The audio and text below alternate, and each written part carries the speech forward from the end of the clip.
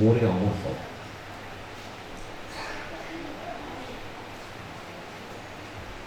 প্রকাশক আর পাঠকের দ্বারে দ্বারে কত ঘুরবে রোজ, বরং ক্ষয় হয়ে যাওয়া চটি জোড়া, হাতল ভাঙা চশমা, আর যা আছে অপ্রকাশিত পাণ্ডুলিপি আমায় দিয়ে দাও।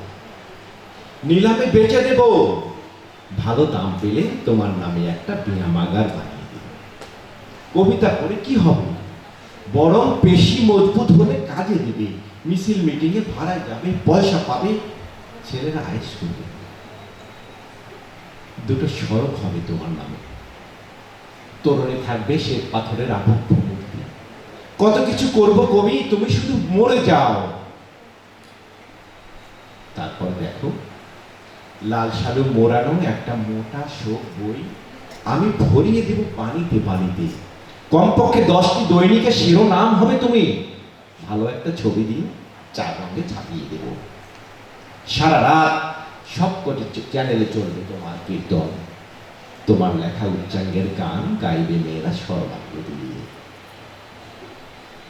তোমার স্মরণ সভার বিশাল মঞ্চে সেও থাকবে, কি যেন নাম, ওই যে যার বিরহে তুমি দাড়ি চুল কাটো নাই শেষ 6 বছর।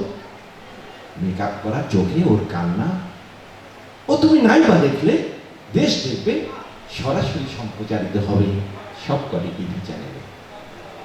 অনেক লিখেছ কবি, অনেক লিখেছ। এবার তুমি মরে যাও। 2 দিনে 4 বার ভিন্ন জায়গায় জানাজা হবে তোমার। ফুলে ফুলে ছেয়ে যাবে তোমার কফিন। কত বিখ্যাত লোক তোমায় দেখবেই। তোমাকে দেখার সময় চুপটি করে তুমিও একটু দেখে নিও। কি যেন কবিতাটা কবি? হ্যাঁ হ্যাঁ, মহাকার। নিশ্চিত যেন ওটা আমি স্কুলের পাঠ্য বইয়ে ঢুকিয়ে দেব।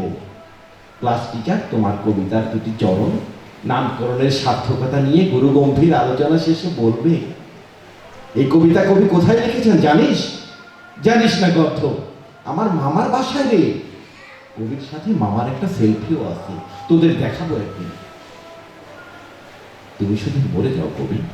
বেঁচে থেকে কি লাভ, কি পেয়েছো ঘেটে দেখো।